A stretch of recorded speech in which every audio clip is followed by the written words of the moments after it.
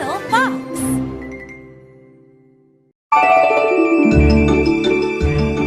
The Little Mermaid. Chapter 1. The Sea Kingdom.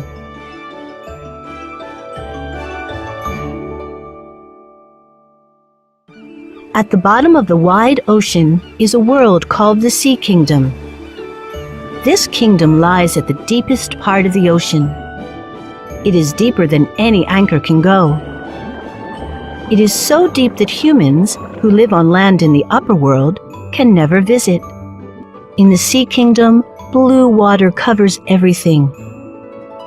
The water there moves like the waves above. When the ocean is calm, the sun's rays reach down to this deep place. And on a still night, the moon and stars send pale light sparkling down through the water. The most beautiful trees grow at the bottom of the sea. Some have purple branches and blue leaves. There are gardens with many brightly colored flowers, too. The plants all move slowly back and forth with each ripple of the water. Many kinds of fish, large and small, swim among the leaves and the flowers. They play all day and sleep among the rocks. Sea folk live in the Sea Kingdom, and they are called mermaids and mermen. They love to swim and play tag with the fish. The mermaids also love to feed the fish from their pretty hands. Like their fish friends, the mermaids and mermen have tails to help them swim. The sea folk love the ocean and everything in it. They would never want to live anywhere else. And they live a very long time, about 300 years.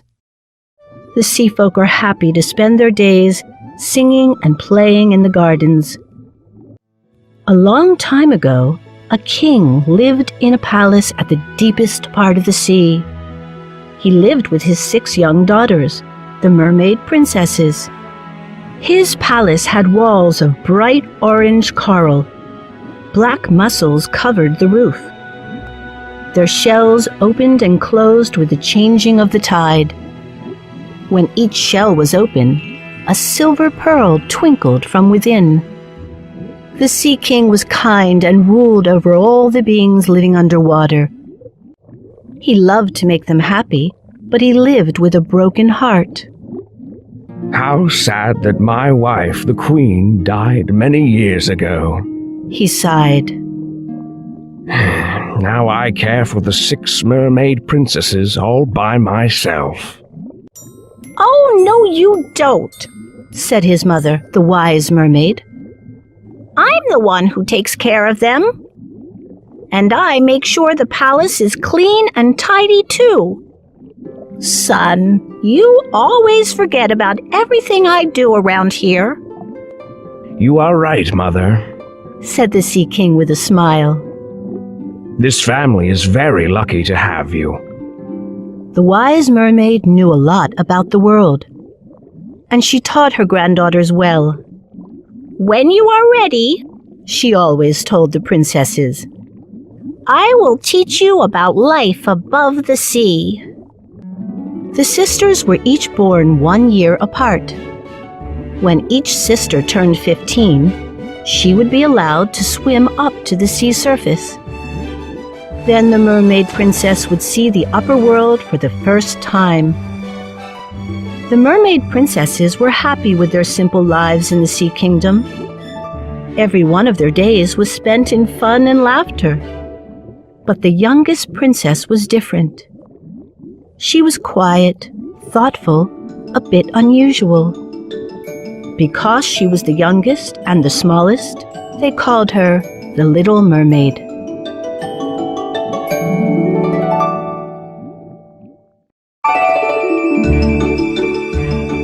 The Little Mermaid. Chapter 2. The Youngest Sea Princess.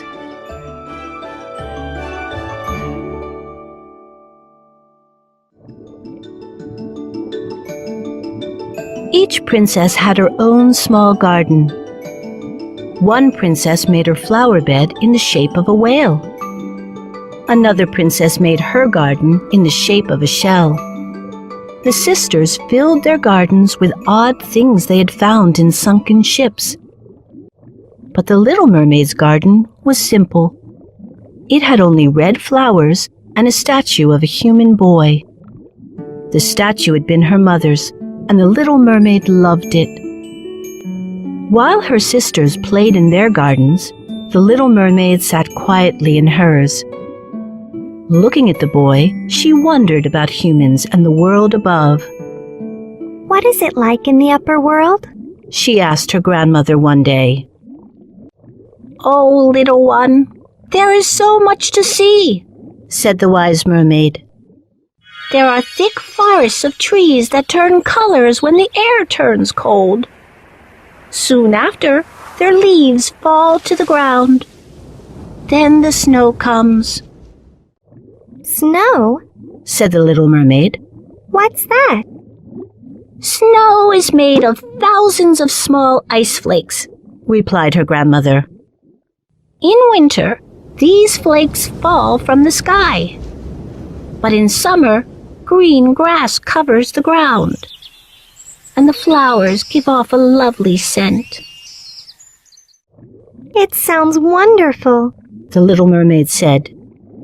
"Here, our trees always look the same, and the flowers have no smell at all." The wise mermaid told her more. "In the upper world, you can look up in the sky and clearly see the sun, moon, and stars. And birds fly from tree to tree singing lovely songs." "Tell me about the animals, Grandmother," the Little Mermaid begged. "Some fly, as I said, but many have 4 legs and walk on the ground. Humans walk on 2 legs, and they are very good at building things. They make lots of houses, which become towns." The Little Mermaid wanted to hear more. "They also build ships, don't they?" "Oh, yes, little one," her grandmother said. "But you already know that." "I know, but I love to hear about humans. They come so close to us, sailing above, but their world seems so far away." "Yes, humans are very different from us," said her grandmother. "They don't live as long as sea folk. We live for 300 years, but humans have souls." "What is a soul?" the Little Mermaid asked. "I don't know, little one," the wise mermaid replied. "I have heard a soul can live forever. But humans don't really know what a soul is either. Whatever it is, I think it must be something special." "I want to know everything about humans." "When you are 15 years old, you will see," said her grandmother. "You'll swim to the surface and watch the ships sail by." "But I want to go now," the Little Mermaid pleaded. "Be patient. Your turn will come in 5 years," said her grandmother, smiling.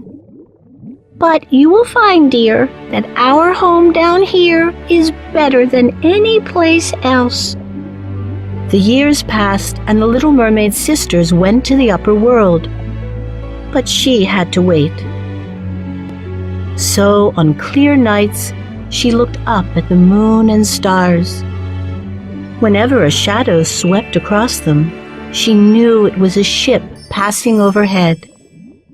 Eagerly, the Little Mermaid stretched her white arms up toward the bottom of the ship. Someday, she would touch the world above.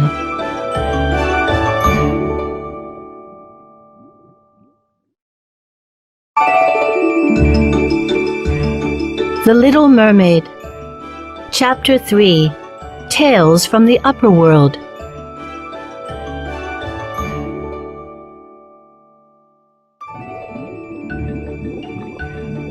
As each mermaid princess reached her 15th birthday, she was allowed to swim to the upper world.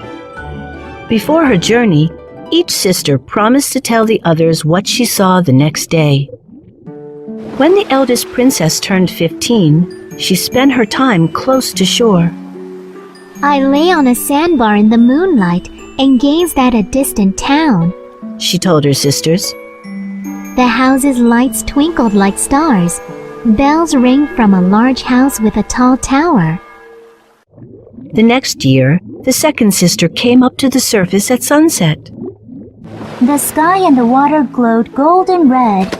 She said, I saw fluffy purple clouds high overhead. A flock of white swans flew just above the water toward the setting sun. The following year, the third sister went deeper into the upper world. I swam up a river and saw rolling hills and woods filled with tall green trees. I heard birds sing happy songs to their chicks. In a small cove, humans were swimming, even without tails. Frightened of the humans, the third sister fled back to the open sea. Hearing this, the fourth sister was less bold. She kept far away from land and stayed among the rough waves. I saw playful dolphins jumping over each other above the water. She said to the others. Huge whales spouted water through holes in their backs. In the distance, I saw ships. They were so far away that they looked like seagulls. Now the fifth sister had her turn.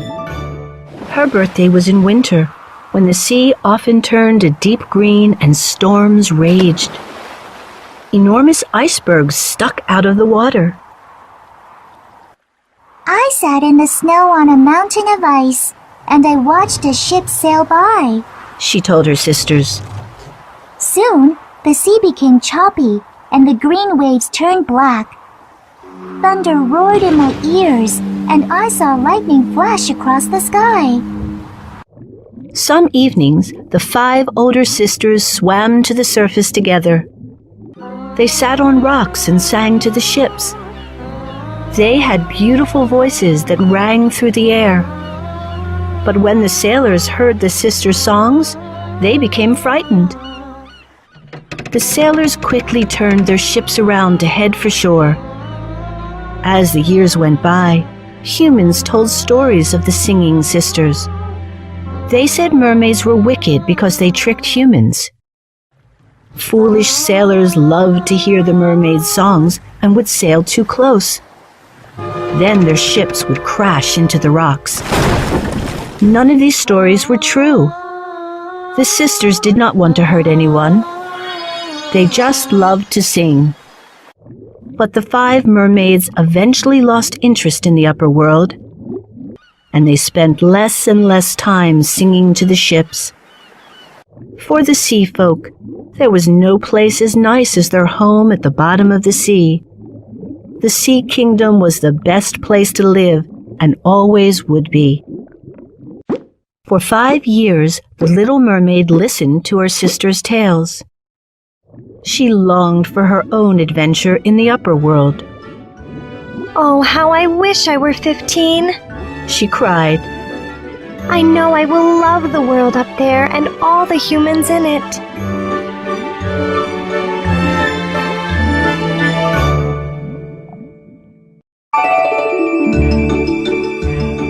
The Little Mermaid. Chapter 4. The Little Mermaid Surfaces.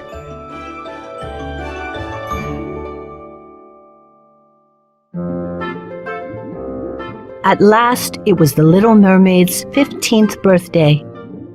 Today will be your first day in the upper world, announced her grandmother. I'm so excited. Squealed the Little Mermaid. I've been waiting so long for this day. The wise mermaid placed a wreath of white lilies in the Little Mermaid's hair. Then she hooked 4 oysters on her tail, a sign of royalty. Ouch, that hurts, cried the Little Mermaid. A small sacrifice for becoming a 15-year-old princess, said her grandmother. The little mermaid had to agree. The oysters looked lovely. But she was anxious to start her adventure. Please hurry, Grandmother. She begged. Go ahead, dear, her grandmother said. But don't stay too long. Remember, your place is here, under the sea. Impatiently, the little mermaid hugged her grandmother goodbye and swam away. When the little mermaid got to the surface, the sun was just setting. She saw the sky turn from blue to pink. As night fell, the sky turned deep purple and sparkled with stars. Soon the moon poured light on the sea. It's so beautiful in the upper world, exclaimed the little mermaid. In the distance, the mermaid saw a ship with 3 tall masts. She swam closer and saw that the ship was standing still in the water. Music was playing, and she saw bright colored lights. Sailors moved about on the ship's top deck. They walked on 2 legs. Humans? She wondered. What a strange sight. Excited, she swam right up to the side of the ship and peeked through a window. Inside, more humans were singing and dancing. All of them were dressed in fine clothes. It looks like a party, she thought. The mermaid studied each human carefully until her eyes fell upon a young man. Oh, how handsome, she thought. Her eyes followed him as everyone went up on deck. We remember when you were born, dear Prince, 16 years ago, said a woman with a blue feather in her hair. He's a prince, exclaimed the little mermaid.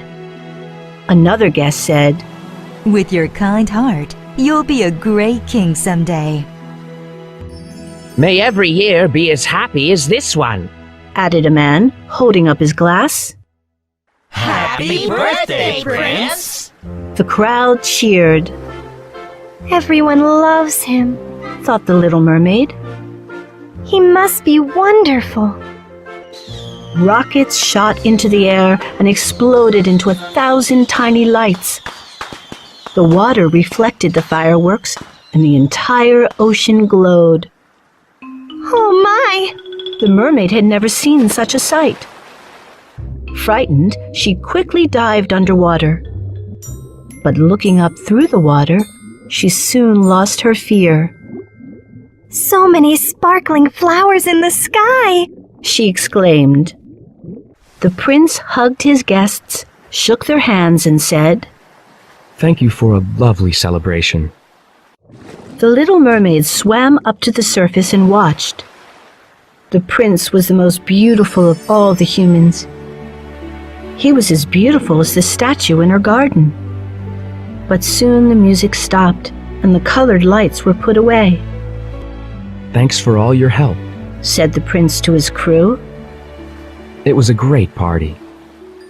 Then the prince and his guests went below the deck to sleep. But the little mermaid could not swim away from the ship or the handsome prince. For her, it was love at first sight.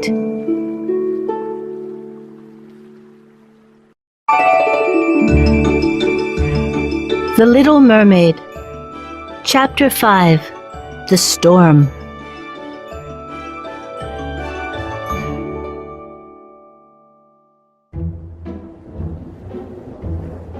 Suddenly, there was a loud rumble from deep in the clouds.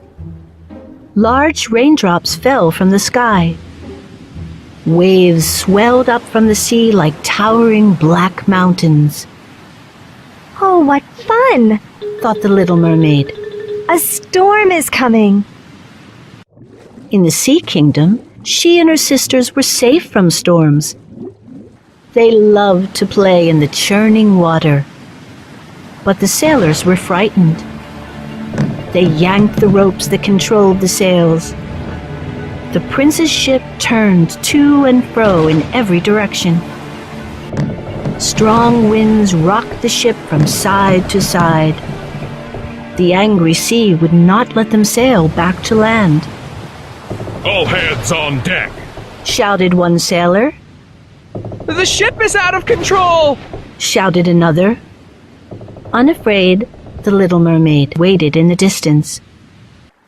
Through the darkness, she watched the ship and thought, Lucky me! Now the prince can't sail away. Maybe I can get another look at him before morning. The little mermaid didn't understand that the ship was in danger. The storm grew stronger and huge waves crashed on the deck. The wind beat against the sails and tore them to pieces. Then, without warning, the main mast snapped and fell into the water. The boat began to tip to one side, and seawater flooded the deck. Get out the lifeboats! Cried a sailor. We must save the passengers! But it was already too late. A bolt of lightning struck the ship, and a strong gust of wind blew out all the lights. Suddenly, everything was pitch black. Then another lightning bolt struck and set the ship on fire. Burning pieces of the ship were scattered everywhere. By the blazing light, the little mermaid could see that the humans were fighting for their lives. Oh no, She cried. the poor humans! Some of them were thrown into the sea. Others jumped from the flaming decks. Help! Help! They screamed as they fell into the water. The little mermaid saw the woman who wore the blue feather holding onto a table leg. A man was trying to swim to shore. "Save me!" cried one guest. I don't want to die! Cried another. All struggled to keep their heads above the waves. The little mermaid searched desperately for the prince. Finally, she saw him. He was trying to keep afloat, but he was tired. He began to slip below the surface of the water. He's going to visit the Sea Kingdom, Said the little mermaid happily. But then she remembered that humans could not live beneath the sea. Unlike the sea folk, they could not breathe in the water. My prince will die! Oh, I must save him! She cried. The little mermaid dived through the waves and swam closer to the destroyed ship. She made her way through the burning wood falling from the ship. At last, she reached the prince just as he dropped beneath the raging sea.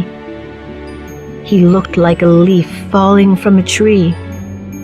The little mermaid grabbed him and pulled his head above the water. Hang on, dear prince. I've got you. She whispered in his ear. Then she let the waves take them away from the fire.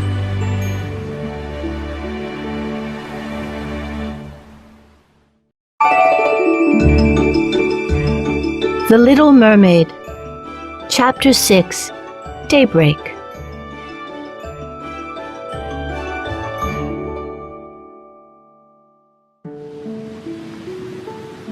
By daybreak, the storm had stopped.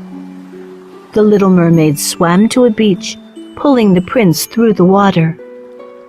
Then she stretched the prince out on the white sand. You're safe now, She told him. But he was not awake and could not hear her. She looked around. She was in a little cove with a small garden just beyond the beach. The garden had white benches surrounded by fragrant lemon and orange trees. Just behind the garden, she saw a large brick building. It has such a tall tower and such big wooden doors, cried the little mermaid. She held the prince's head and ran her fingers through his wet hair. Please wake up, my prince, said the little mermaid. But his eyes remained closed. As you sleep, the sun will warm you, she lovingly told the prince. The little mermaid stared at his handsome face and then kissed his eyelids. He looks even more handsome than the statue in my garden. She thought. But my prince is real. Suddenly, the little mermaid heard a sound she'd never heard before. The tower was making a loud clang. The little mermaid looked up. Could that sound be church bells? Out of the large doors came a group of young girls. They were dressed in simple white dresses, and their hair was pulled back with white ribbons. Who are they, and what are they doing here? Wondered the curious mermaid. The girls gathered around the benches, laughing and talking. The humans must not see me. Whispered the little mermaid, suddenly afraid. Please stay safe, my prince. The mermaid left the beach and swam out to a rock. She covered herself with sea foam so no one would see her. Then she watched the beach. Look! Shouted one girl to her friends. Although she was dressed like the others, she was more beautiful. She had big green eyes and long dark lashes. She ran to the beach and stared at the young man, who still had not moved. Come here, I found someone. The girl touched his face to make sure he was real. And at that moment, he woke up and smiled at her.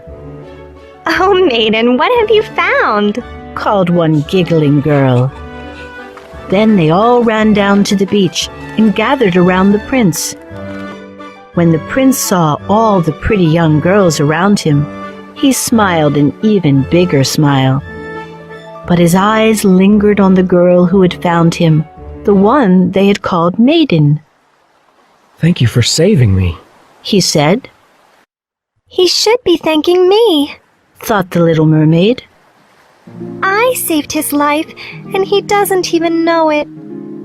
Come inside to get warm, said Maiden. She led him toward the church. The others followed and then disappeared through the big doors. They're taking my prince away from me, the little mermaid said from behind her rock. If she could have cried, her tears would have fallen one by one into the sea. But mermaids are unable to cry, so no tears mingled with the crashing waves.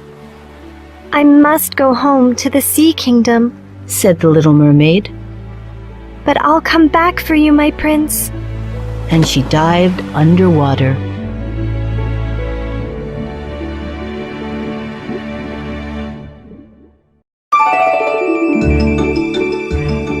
The Little Mermaid. Chapter 7. Watching from Afar.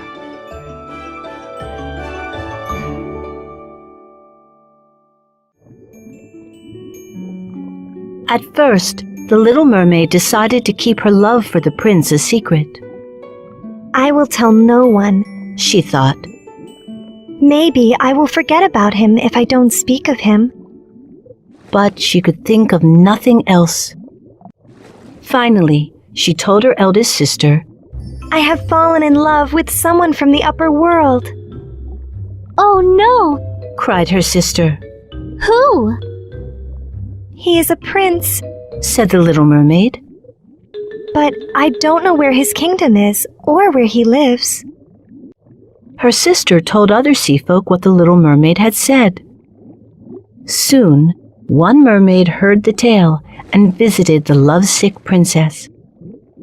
I know where he lives, she told her. His palace is on a hill just beyond the sea cliffs.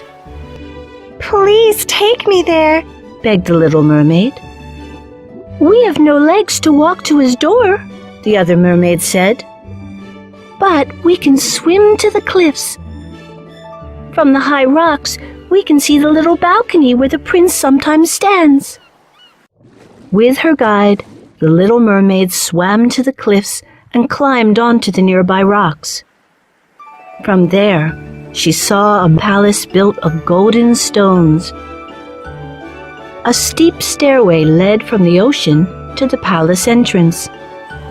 And sure enough, on one side of the palace was a balcony. maybe I will see him, cried the little mermaid, peering from behind a rock. She forgot all about her guide, who soon swam away. From that day on, the little mermaid visited the cliffs every evening. She sat on a rock and waited for her handsome prince. Once in a while, she caught sight of him, standing alone in the bright moonlight.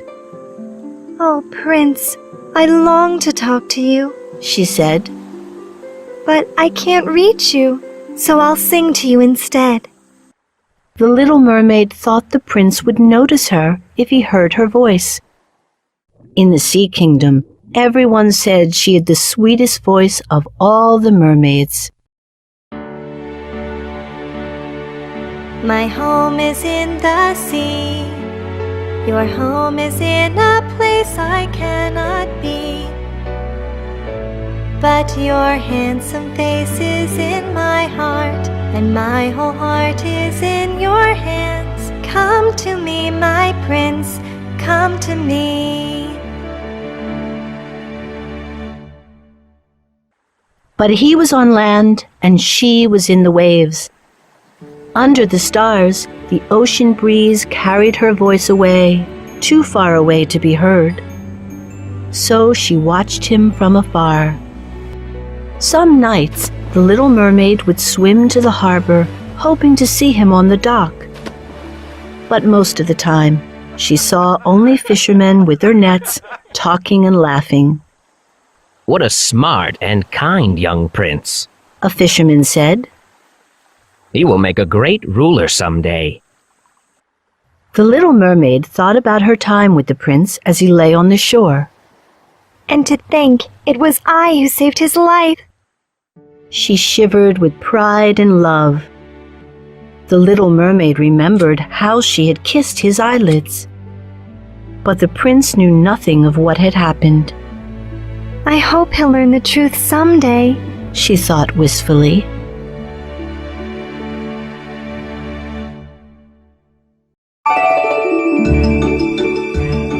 The Little Mermaid. Chapter 8. Dreaming of the Upper World.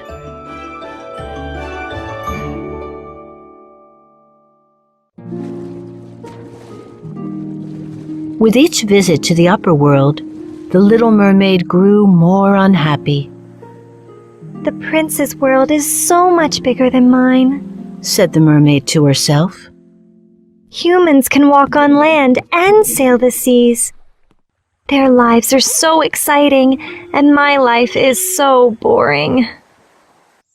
The little mermaid thought about how she'd like to live in the upper world rather than the Sea Kingdom. Day after day, she sat in her garden alone. Her sisters became worried and went to their grandmother. Grandmother, said the eldest sister, please talk to the little mermaid. Find out why she's so gloomy. So the wise mermaid went to her grandchild and took the little mermaid in her arms. Sweet one, tell me what is bothering you. Grandmother, said the little mermaid, what happens to humans if they don't drown? Do they live forever? I told you, the wise mermaid answered. They die much sooner than we do, but their souls live forever. I want a soul too, and I want to live in the upper world. Your place is here, said the wise mermaid.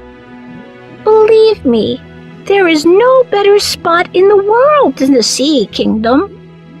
We are all very happy here. It is our home. But I want a soul like my prince, so we can both live forever together, the little mermaid said stubbornly. You don't need a soul, replied the wise mermaid, annoyed. As a mermaid, you will live for a very long time. And when you die, you will become lovely sea foam. This way, you will remain part of the sea and a part of all of us. The little mermaid pleaded, Please, Grandmother, tell me how I can get a soul. The wise mermaid saw that she could not change her granddaughter's mind. Well, I've heard that a human and a member of the sea folk must marry, she said. Your prince would have to fall in love with you. Then, if he married you, you would become truly human and have a soul. So all I have to do is marry the prince? Asked the little mermaid hopefully. I really do not know, replied the wise mermaid. What I have told you is only an old tale. I know of no mermaid who has ever received a soul, or even wanted one. We live very happily without souls. But the little mermaid did not hear her grandmother's words. She was already too busy thinking and making plans. Grandmother, what must I do to live in the upper world? She asked. Forget about such things, said the wise mermaid. You would need legs and feet to live there.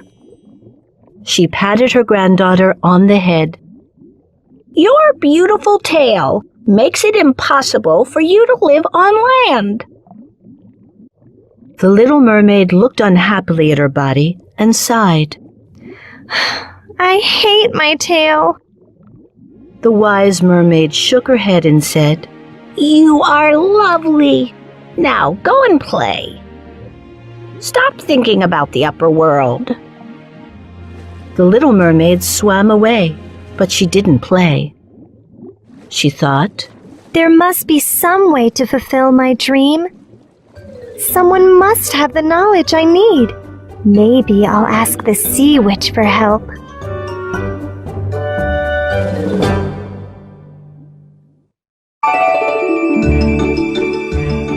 The Little Mermaid. Chapter 9. The Journey to Guba.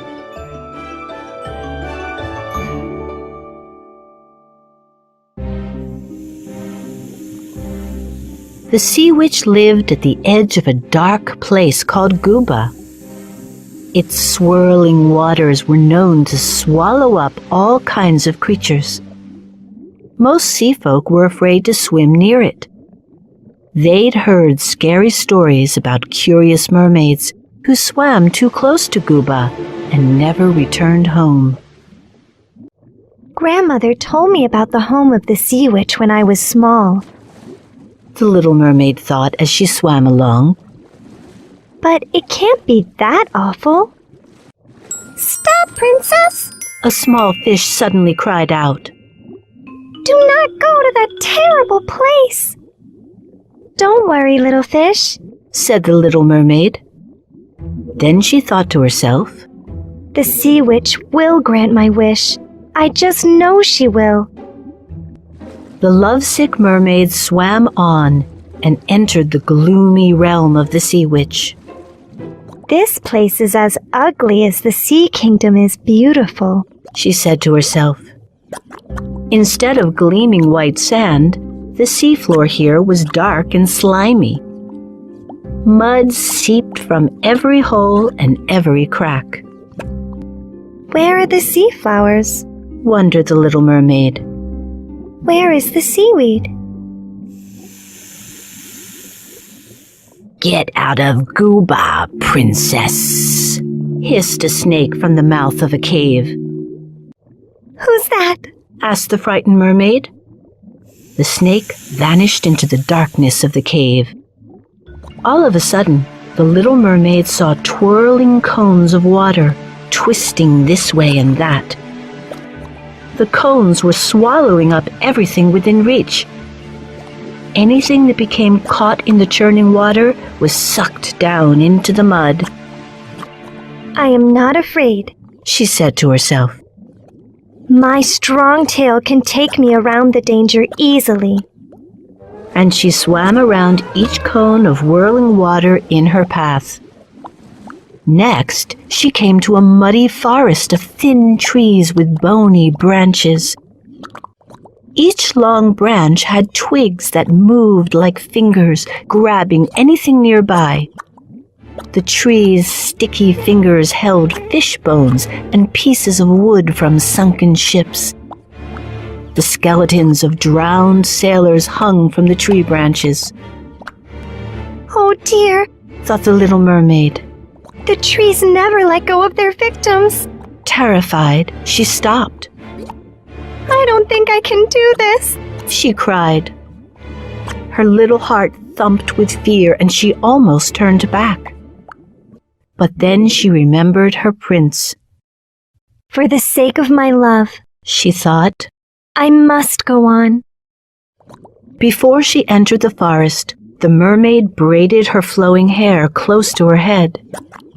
Then she darted through the water like a nimble fish. The slimy branches stretched out their fingers to seize her, but she was too fast. They could not catch her. Finally, she reached a clearing in the sea forest.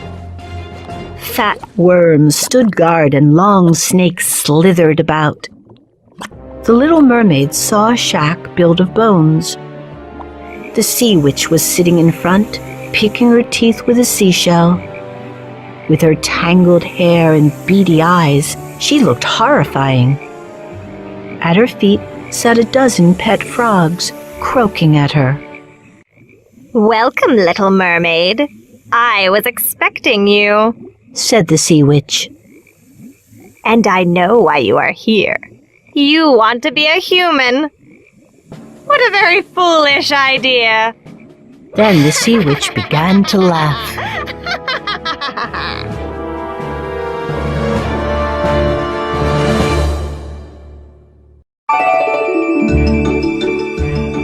The Little Mermaid. Chapter 10. The Sea Witch.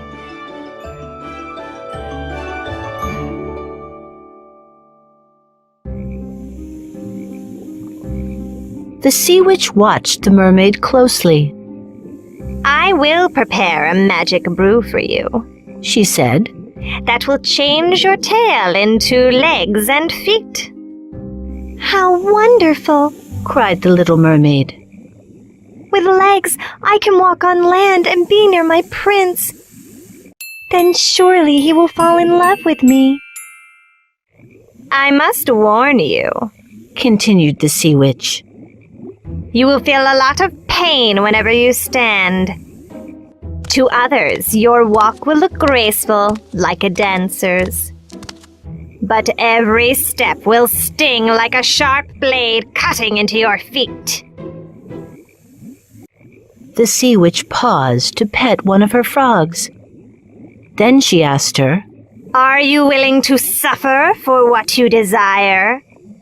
Yes, of course, replied the little mermaid excitedly. I would do anything to live in the upper world and get a soul. Remember, said the witch, once you become human, you can never be a mermaid again. You will no longer live in your father's palace or play with your sisters. You can no longer ask your grandmother for advice. You can never come back to the Sea Kingdom again. I understand, said the little mermaid softly. The sea witch bent down and looked right into the mermaid's eyes. One more thing, my dear, she added. If the prince doesn't marry you, you will not get your soul. And the morning after he marries another, you will die and become sea foam. I will take that risk, said the mermaid, turning pale. I just know I can make the prince fall in love with me. Well, my dear, to seal our deal, you must give me something of value, said the witch. You have the sweetest voice of all the mermaids. Everyone says it is very special. I will give you the brew if you give me your voice. But I'll need my voice to tell the prince, said the mermaid. So, have you lost your courage now? asked the sea witch, laughing. No. The little mermaid answered. She thought of the times she sang for her family. Remembering those happy moments, the little mermaid felt very sad. Slowly, she whispered, I will give you my voice. Then follow me. The sea witch took the little mermaid into her hut. Once inside, the witch placed a large pot over a steaming hole in the floor. She chopped up some snakes and jellyfish. She threw the pieces into the pot with some other slimy things. Then the sea witch chanted, The little mermaid asks to love a prince who only lives above. Now that her heart has made its choice, she'll have her legs, I'll have her voice. The liquid began to bubble. Smoky, ghostly faces rose from the pot. The magic brew was ready, and the witch poured it into a small bottle. Here is what you came for, said the sea witch. She handed the bottle to the little mermaid. The mermaid tried to say something, but no sound came out. Her beautiful voice was gone. Before sunrise, swim to shore. The sea witch commanded. When you are on dry land, drink the brew I gave you. Your tail will split in half and become a pair of legs and feet. Now go. The little mermaid nodded silently.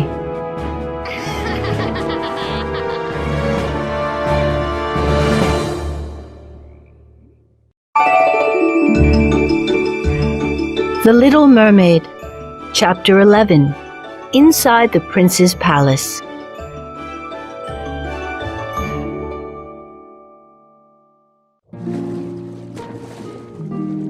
The little mermaid wanted to see her family before she left.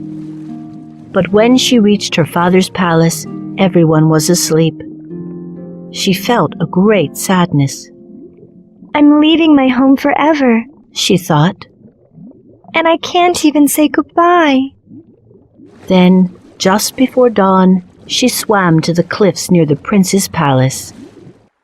The little mermaid could see the balcony after she crawled up on the rocks. Once on shore, she swallowed the bitter brew. Suddenly, she felt a horrible pain, like a sword striking her tiny body. As she fainted, the little mermaid saw her tail begin to split in two.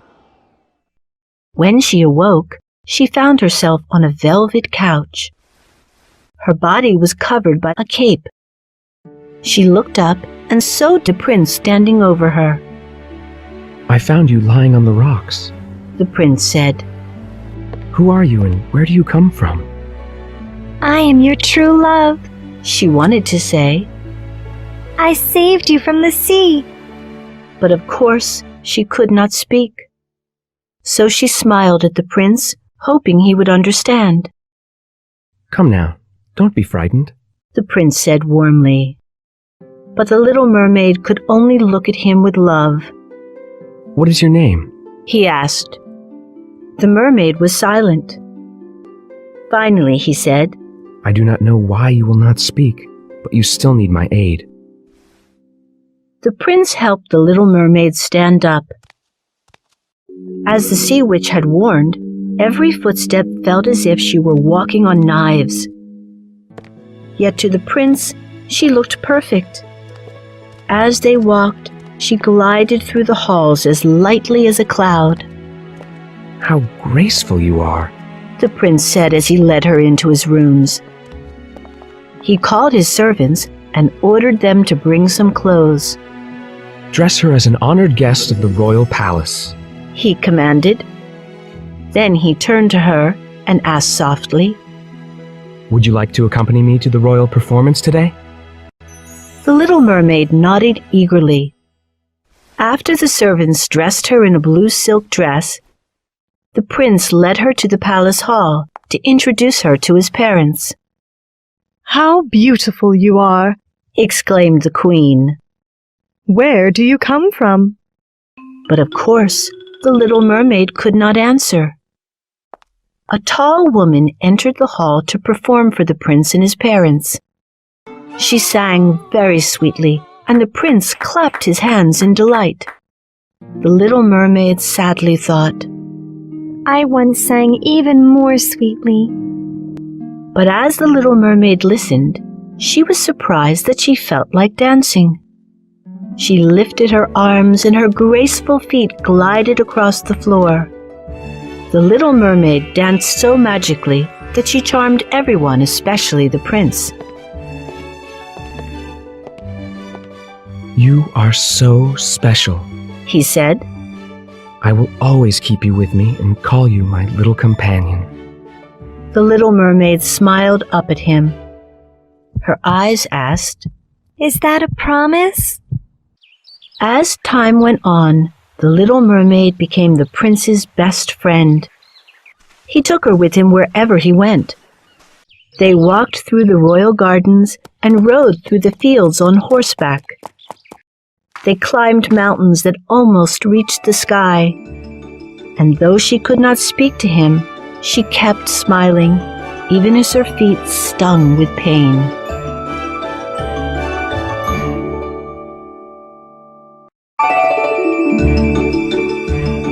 The Little Mermaid.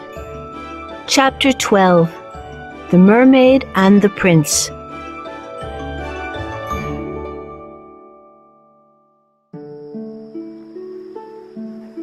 At night, while the others slept, the little mermaid went up to the palace balcony.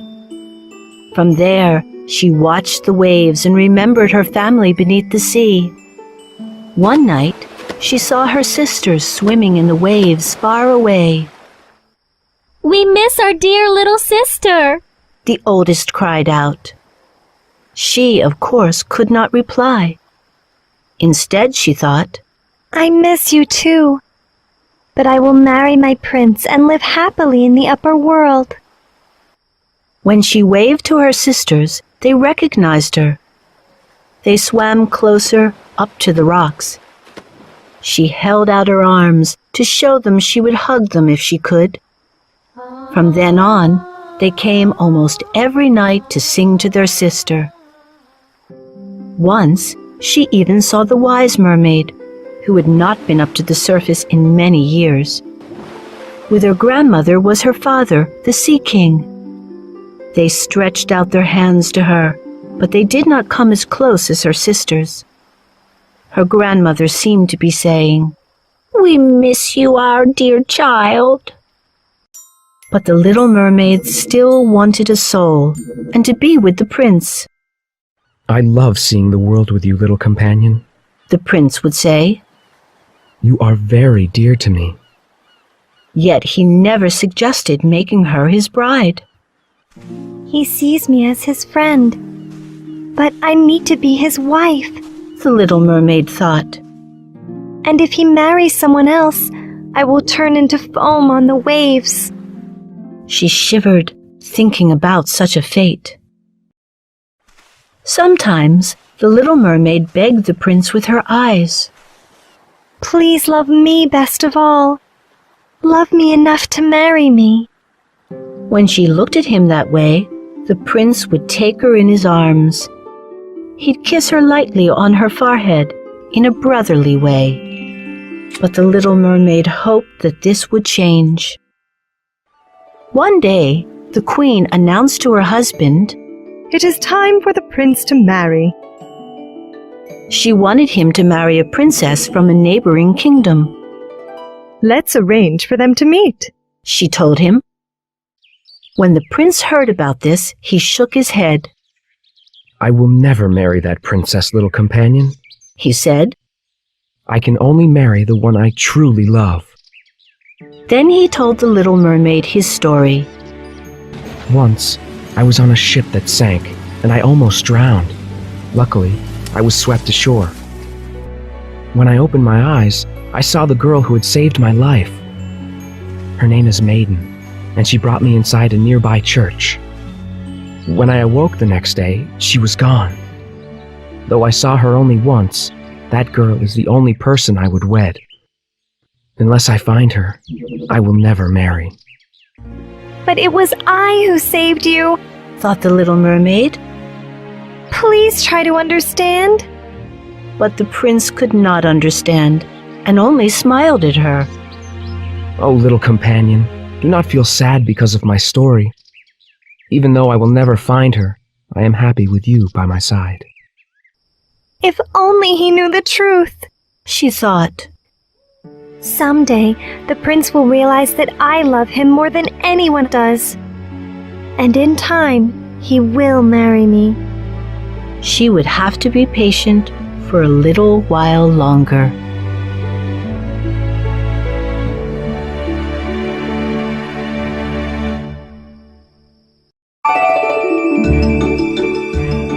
The Little Mermaid, Chapter 13, The Voyage.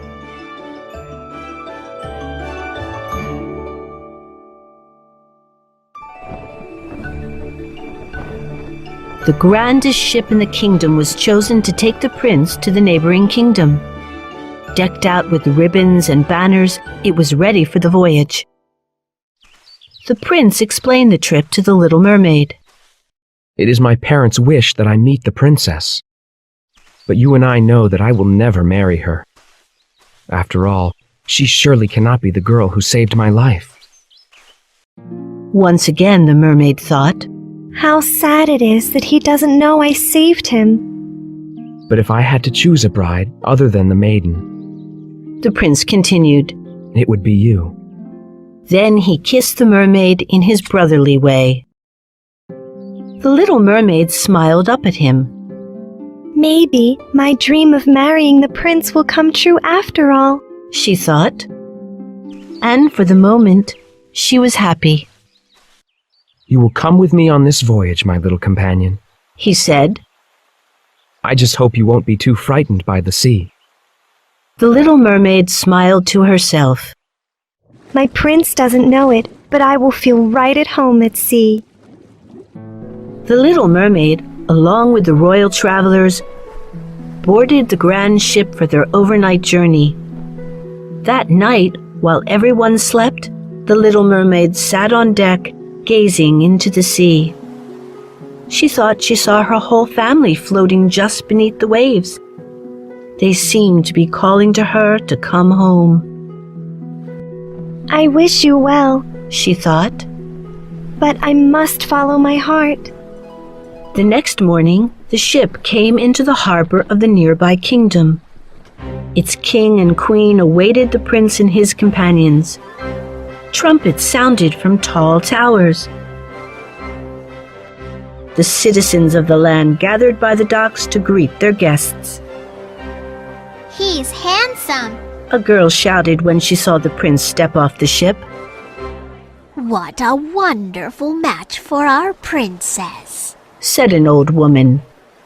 It's a pity that she isn't here to welcome him. She'll be here tomorrow, replied the girl. A little wait won't hurt him. The next day, the hours passed quickly as everyone celebrated in the streets. At last, a royal guard rode through the city announcing, Come to the palace hall! The princess has arrived! Everyone rushed to the hall. They all wanted to get a good look at her. Pushing through the crowd, the little mermaid was very curious too. Finally, the princess appeared, tall, delicate, and dressed in white satin. She is truly beautiful, thought the little mermaid. And she looks a bit familiar.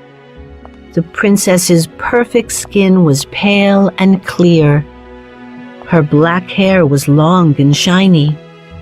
Under her long dark lashes were the deepest green eyes that the little mermaid had ever seen. The little mermaid thought, I'm glad my prince is not interested in marrying her. But then the prince stepped up to greet the princess. When he saw her up close, he gasped. It is you! You are the one who saved my life. I remember waking up on the shore to see your face. He took the maiden's small hand and kissed it gallantly. I am very lucky to meet you again, my princess.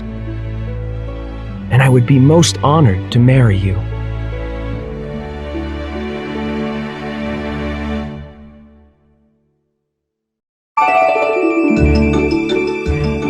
The Little Mermaid. Chapter 14. A Royal Wedding.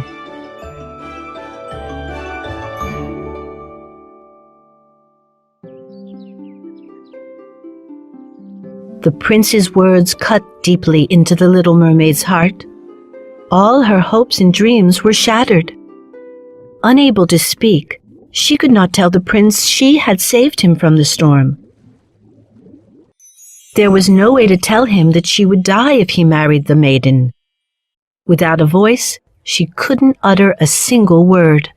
What have I done? She thought. I should never have given my voice to the witch. The little mermaid could not even weep with sorrow, since mermaids cannot cry. She could only look at the prince with her sad eyes. Blinded by his own happiness, the prince could not see that he had broken her heart.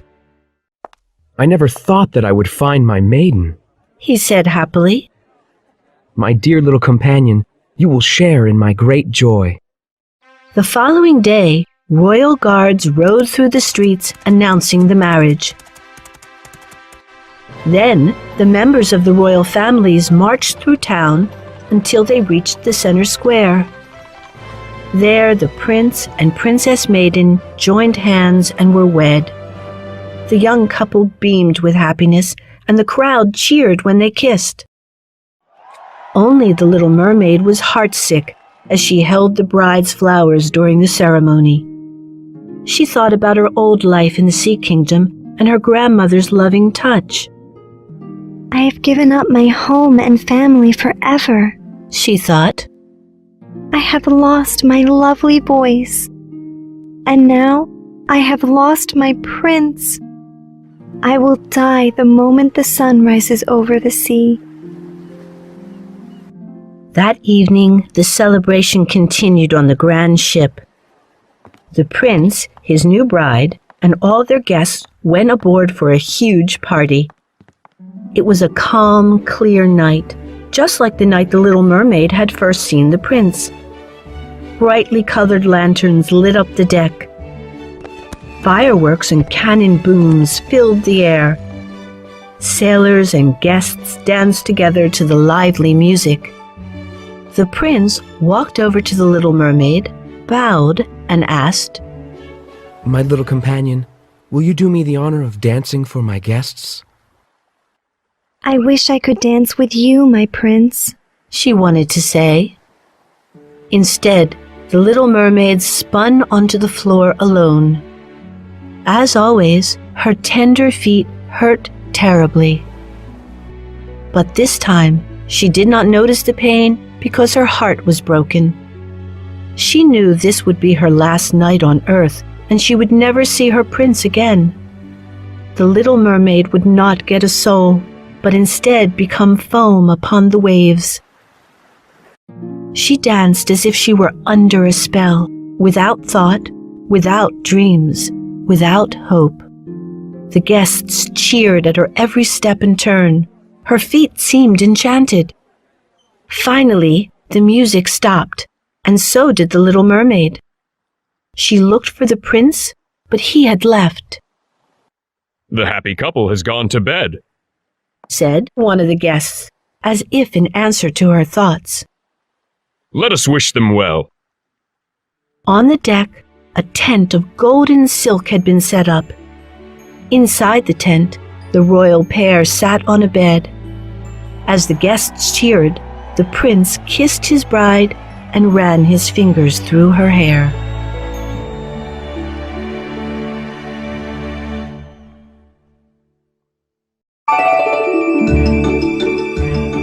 The Little Mermaid. Chapter 15. A Last Chance.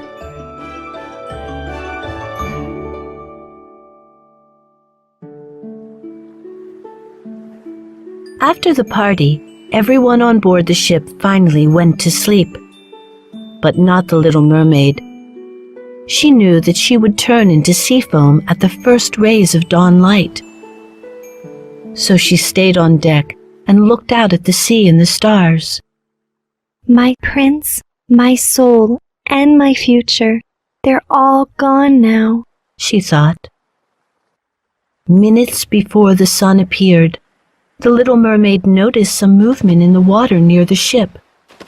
Suddenly, she saw 5 figures rising from the waves, waving to her.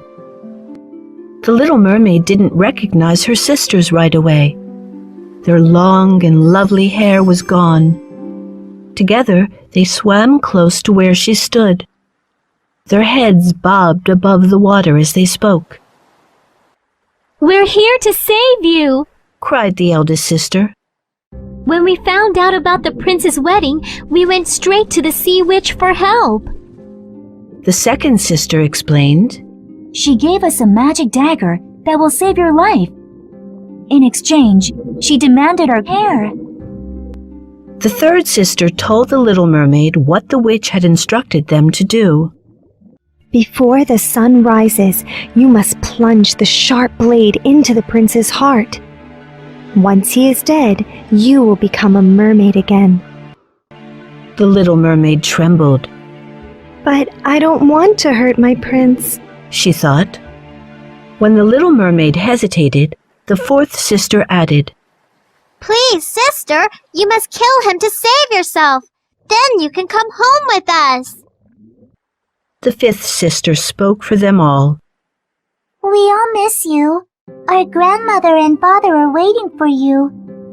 You belong in the Sea Kingdom." But I wanted my life to be different, the little mermaid thought sadly.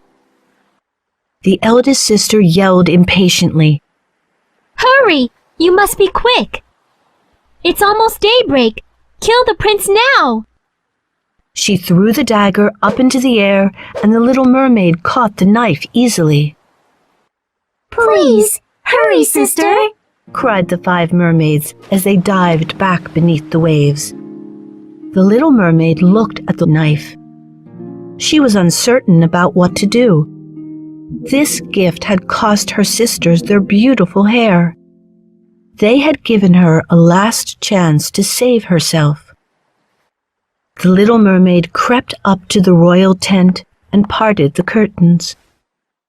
She stepped lightly inside and saw her prince with his arms around his new bride. They were both fast asleep. The little mermaid felt both anger and tenderness. Through the thin cloth of the tent, she saw that the morning sun was about to rise. Time was running out. Her chance was almost gone. She looked at the dagger and then at the handsome face of the sleeping prince. It was either her life or his. She lowered the knife close to his heart, but then stopped. How can I kill him? She thought. I love my prince. He must live, even if I must die. So the little mermaid ran out of the tent and flung the knife into the waves. Then she threw herself over the side of the ship and into the sea. She thought she could feel her body dissolving into thousands of bubbles of sea foam. Soon, the little mermaid would be no more.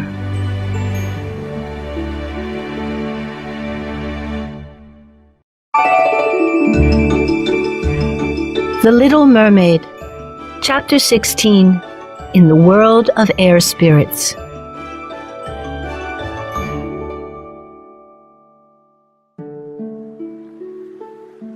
The little mermaid felt the warmth of the morning sun on her face. To her surprise, she was not dead and had not turned into sea foam.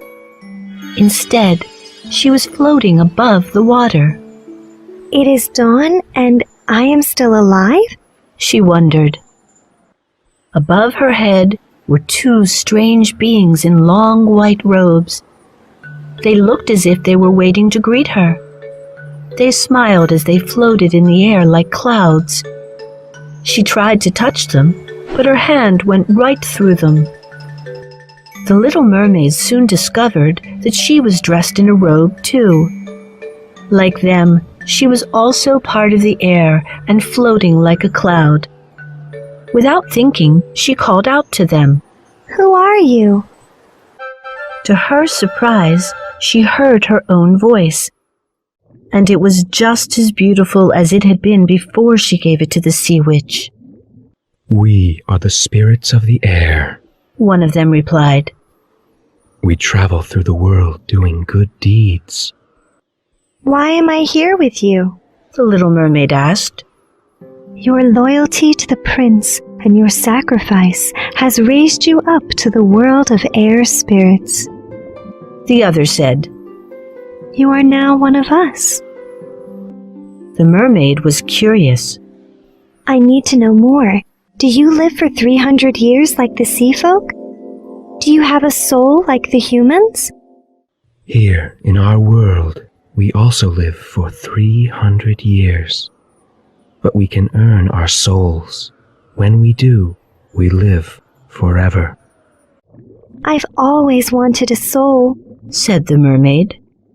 What must I do to deserve one? If you do many good deeds throughout your 300 years, you will get a soul, answered one of the air spirits. Exactly what is a good deed? Asked the little mermaid, now very interested. A good deed is when you do something nice for humans. The spirits of the air watch over humans. We bring them food when they are hungry and clothes when they are cold. Sometimes we whisper good thoughts into their ears when they are sad.